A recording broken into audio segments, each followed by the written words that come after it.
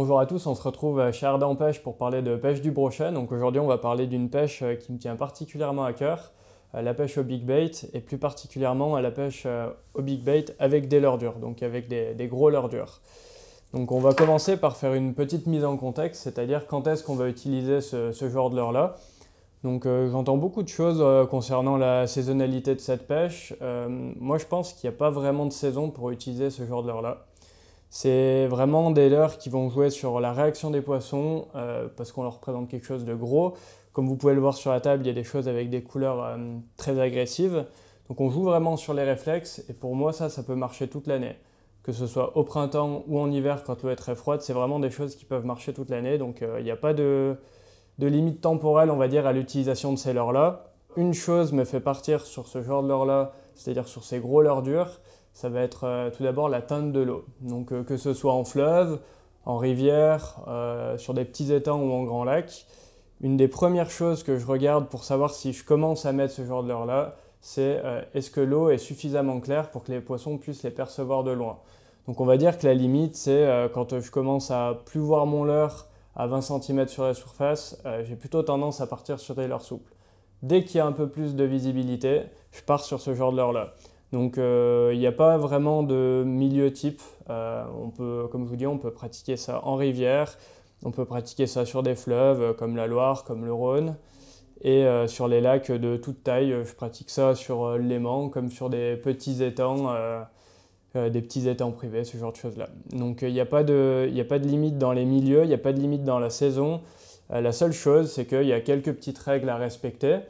Donc je vais vous présenter différents leurres et la façon dont je m'en sers.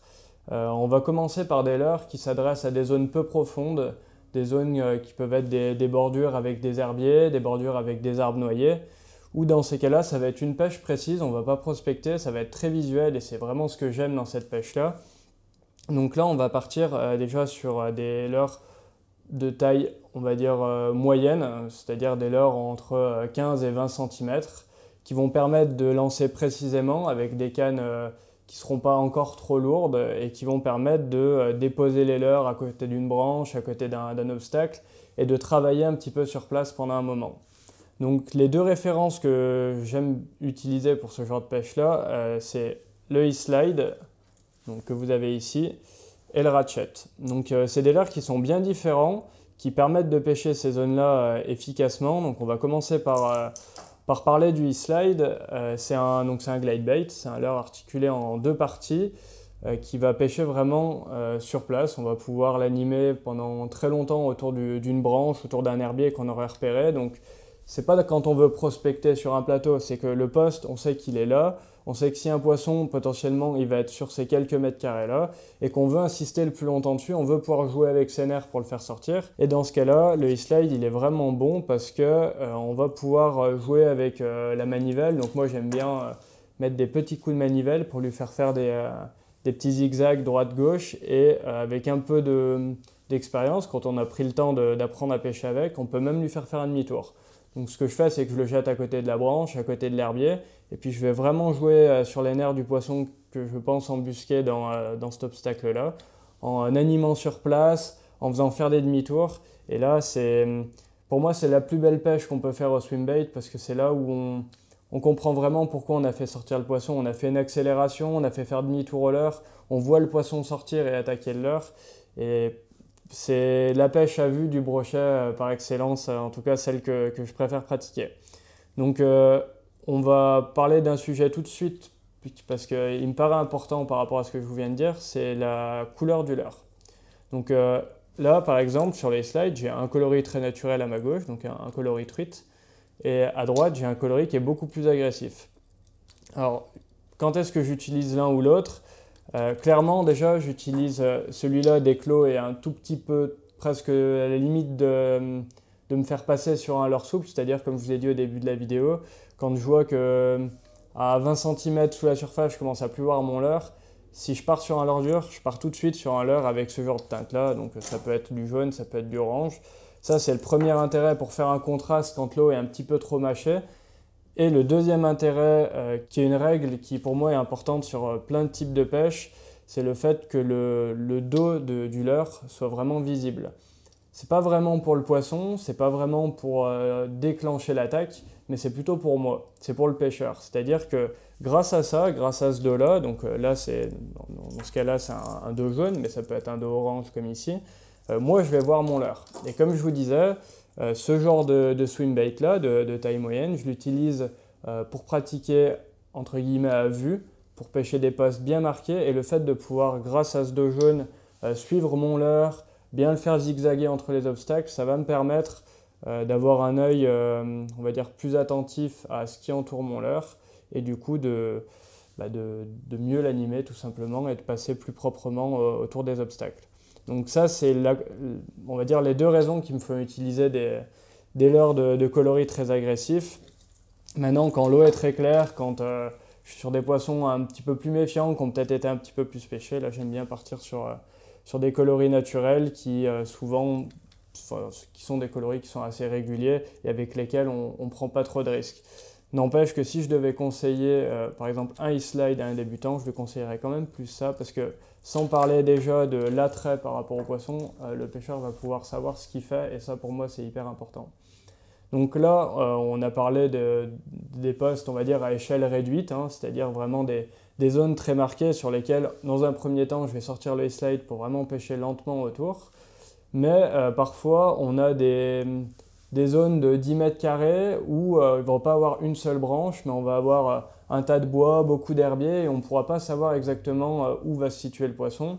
Dans ce cas-là, j'aime bien partir sur le ratchet, tout simplement parce que, à la différence du e-slide, si on accélère un peu et qu'on lui fait battre un peu plus de terrain, il ne va pas décrocher. Donc on va pouvoir pêcher un petit peu plus vite. Il va être moins bon pour insister sur place qu'un e-slide, mais par contre pour prospecter voilà, sur plusieurs dizaines de mètres, il est vraiment bon. Ça ne va pas être encore le leurre que je vais sortir pour prospecter sur des très grands plateaux, mais pour prospecter un herbier qui va faire une dizaine de mètres carrés, c'est vraiment une bonne référence.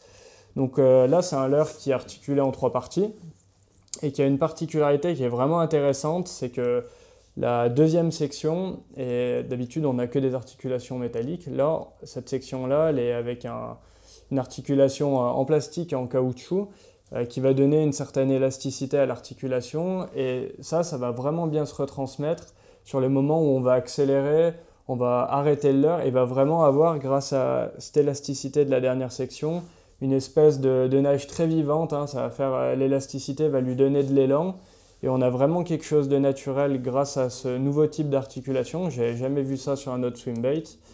Donc c'est un leurre qui est vraiment intéressant dès qu'on ne sait pas trop où sont les poissons, mais qu'on sait que c'est sur les premières dizaines de mètres autour de la bordure qu'on a besoin de prospecter. Voilà. S'il y a un arbre contre le bord, je sors un slide.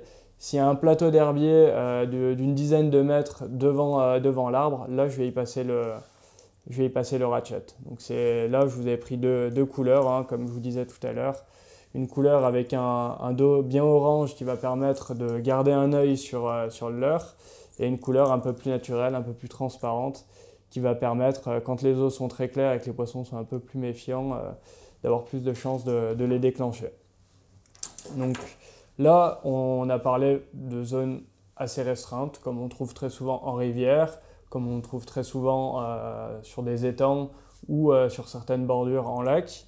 Maintenant, quand on pêche en fleuve, quand on pêche dans des grands lacs comme les lacs alpins, là on va avoir besoin de prospecter beaucoup plus large, parce que c'est des milieux qui sont très grands, où on a beaucoup plus de mal à localiser les poissons. Et dans ce cas-là, je vais vraiment monter en taille. C'est vraiment important, pas spécialement pour sélectionner la taille des poissons, mais surtout pour être certain d'être repéré par les brochets. Et donc pour ça, très souvent, je vais partir sur un leurre qui aujourd'hui est bien connu de tous, hein, c'est le balame. Pour moi, le premier intérêt de ce leurre-là, c'est sa taille. C'est qu'on va avoir quelque chose qui va appeler les poissons de loin, et dans les grands milieux où on n'est pas toujours certain de faire passer notre leurre à côté du poisson, ça va nous permettre de les faire venir. C'est vraiment le premier intérêt du balame.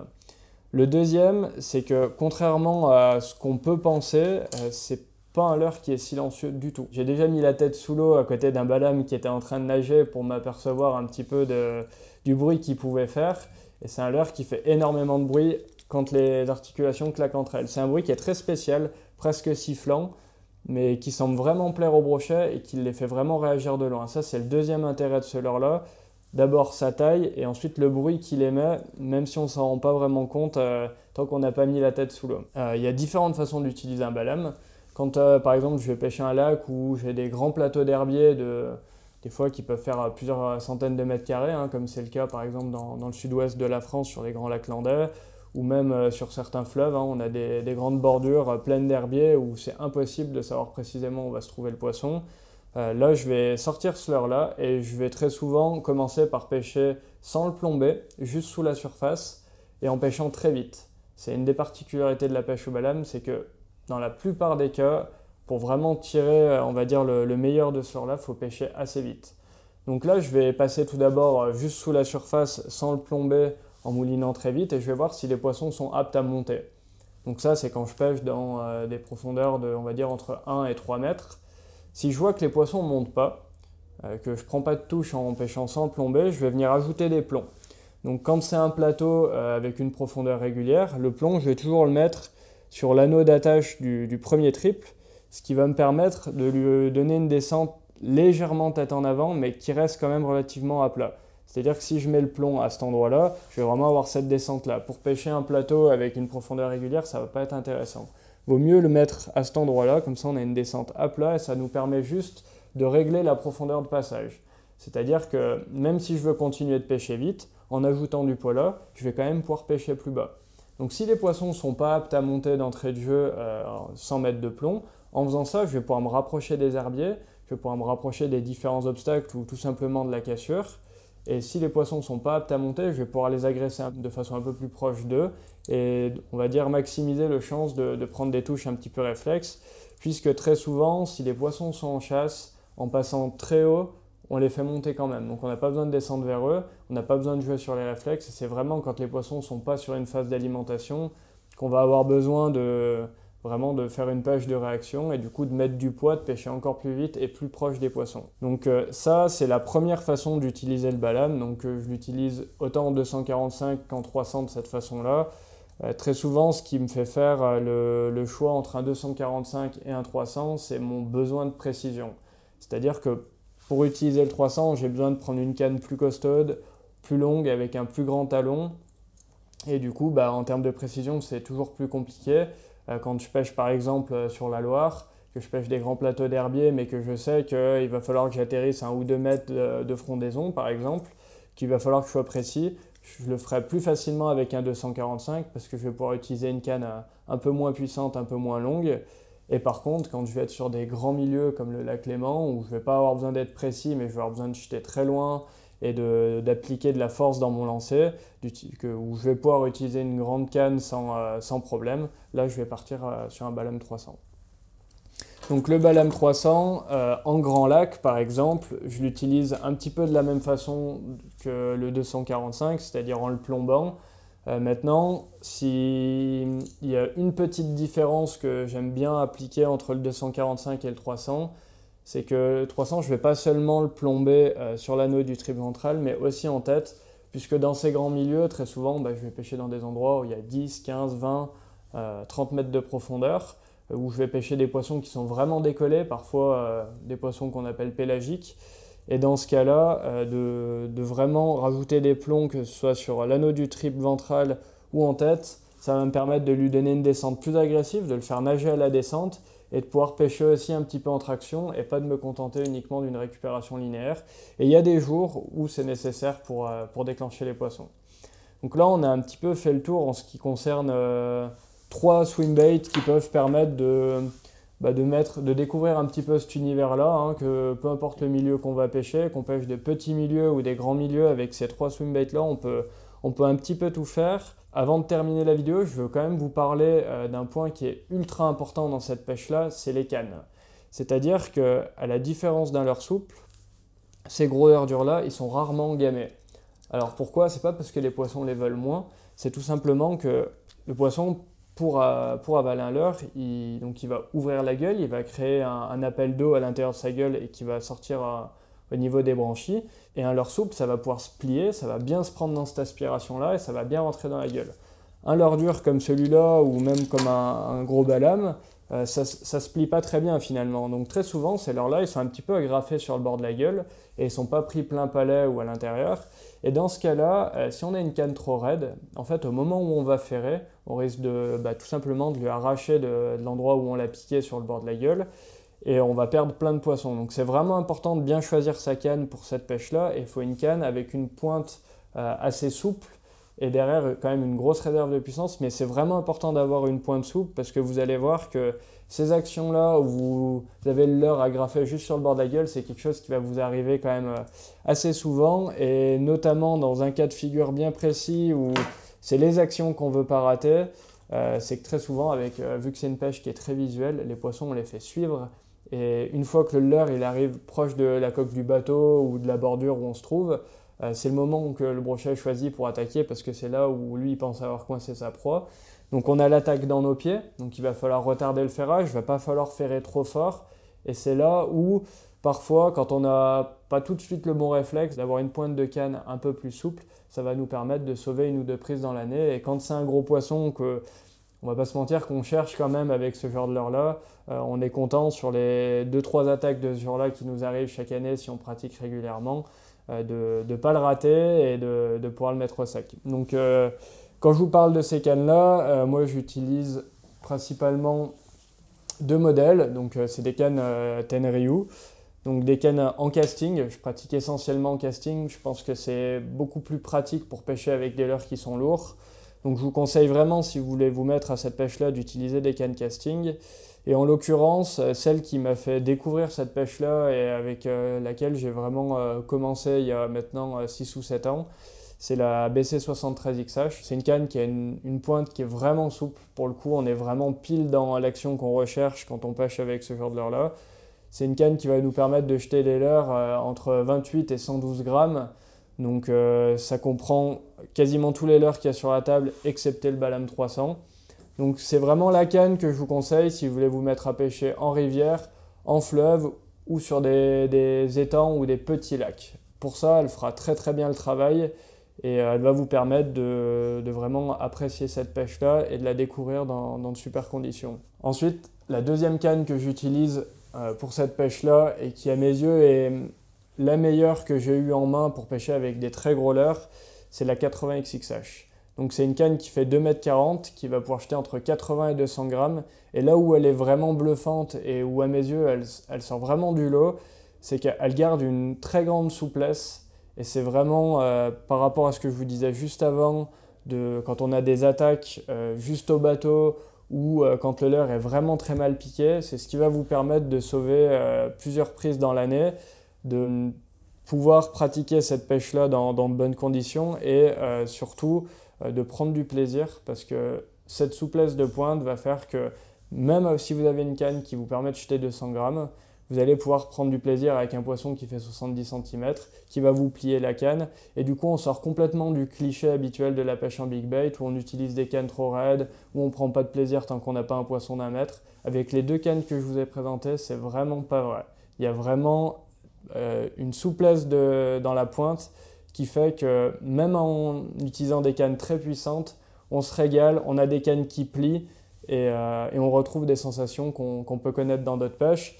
Donc pour terminer sur ce sujet-là, ces cannes, comment je les équipe, j'utilise la même tresse pour les deux, c'est-à-dire une tresse en PE4, en 8 brins. Donc là, en l'occurrence, la Castman Blue Special qui a un revêtement qui permet une très bonne glisse, donc qui permet de faire des longs lancers, des lancers précis et qui est très agréable au moment de mouliner. On pêche déjà avec des leurres lourds et du matériel qui est quand même solide. Dès qu'on peut s'enlever des contraintes, je préfère le faire. Donc c'est pour ça que j'aime bien utiliser une tresse avec une très bonne glisse et de la 8 brins. Je trouve ça vraiment agréable. Je sais que beaucoup de gens utilisent de la 4 brins, c'est pas mon point de vue, mais si c'est le vôtre, n'hésitez pas à nous le partager dans les commentaires. Ensuite, au bout de cette tresse-là, je vais venir mettre un fluorocarbone donc en 80-90 centièmes. Pour moi, c'est la bonne taille. C'est ce qui va permettre d'éviter le risque de coupe dans la majorité des cas. Ça arrive chaque année de se faire couper, mais où je pense qu'on aurait pu mettre quelque chose de beaucoup plus gros et se faire couper quand même. Donc pour moi, pour garder une bonne souplesse dans la ligne et continuer à faire nager nos leurres comme il faut, pas raidir, on va dire, trop la ligne de façon à casser la nage des leurres. Je pense que du 80-90 centièmes, c'est très bien et ça suffit largement pour réduire de façon importante le risque de coupe.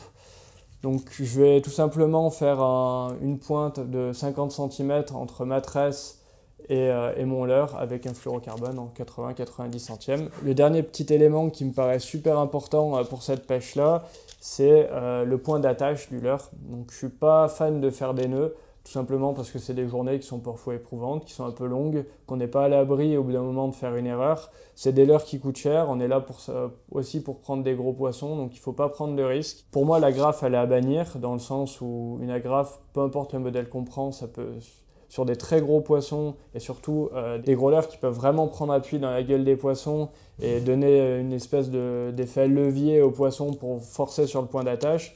Pour moi, toutes les agrafes peuvent s'ouvrir à un moment donné, donc je bannis vraiment ça et à la place, j'utilise ce qui s'appelle un power roll. Donc c'est tout simplement un embryon rolling avec un anneau brisé. Donc ça nécessite d'avoir une pince à anneau brisé, mais une fois qu'on a pris l'habitude, c'est très rapide. Et avec ça, une fois que mon nœud il est fait là-dessus, j'ai plus besoin de changer de la journée. Des fois, je le laisse même en place pendant plusieurs sessions d'affilée. Et je sais que ça va pas bouger, que ça me fera jamais défaut sur un poisson et que mon nœud, vu que je le fais chez moi, je vais pouvoir prendre le temps de le faire comme il faut. J'aurai pas de souci de ce côté-là non plus. Donc là, on a un petit peu fait le tour. On a parlé de la saisonnalité, on a parlé des leurres, de la façon de les utiliser, de la canne, la tresse, le fluorocarbone et le point d'attache. Je pense que je vous ai tout dit concernant cette pêche-là. Maintenant, s'il y a des choses que je n'ai pas abordées, si vous avez des questions peut-être sur d'autres références de leurres de chez Ultimate Fishing, n'hésitez pas à nous laisser vos questions dans les commentaires et on se fera un plaisir de vous répondre. À bientôt.